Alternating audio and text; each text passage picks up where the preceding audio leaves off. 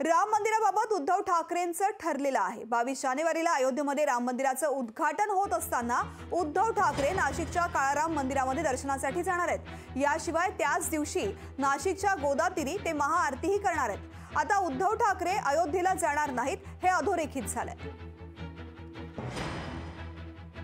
पाहुयात या संदर्भातला एक खास रिपोर्ट। संध्याकाळी 22 जानेवारीला आम्ही काळाराम मंदिरात जाऊ।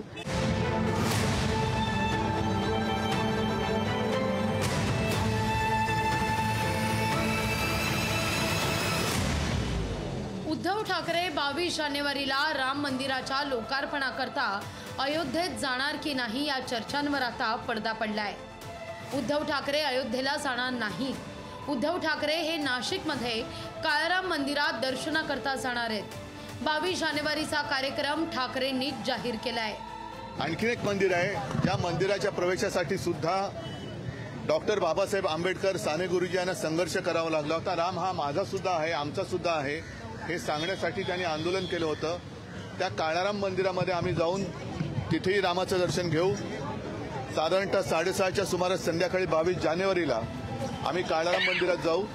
उद्धव ठाकरेंनी 22 जानेवारीला संध्याकाळी नाशिकच्या गोदातीरी महाआरती करणार असल्याचं म्हटलंय।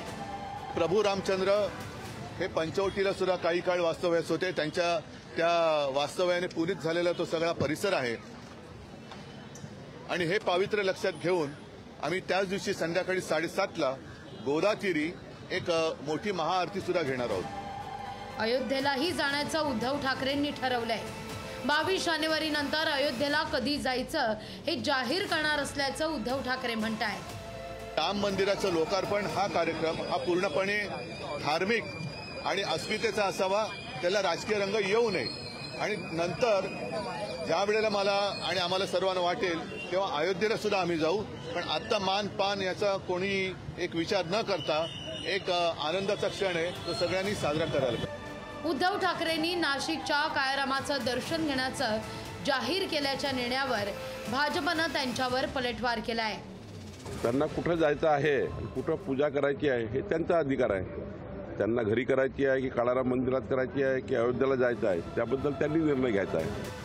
उद्धव ठाकरेंच्या हिंदुत्वावर भाजपकडून गेल्या काही दिवसांपासून सातत्यानं प्रश्न उपस्थित केला गेलाय। अयोध्येच्या मुद्द्यावरून भाजपनं ठाकरेंची कोंडी करण्याचा प्रयत्न केला, पण उद्धव ठाकरेंनी 22 जानेवारीलाच काळाराम मंदिरातल्या रामदर्शनाची घोषणा करून भाजपला जशास तसं उत्तर दिलंय। चेतन ननावरे, लोकशाही मराठी, मुंबई।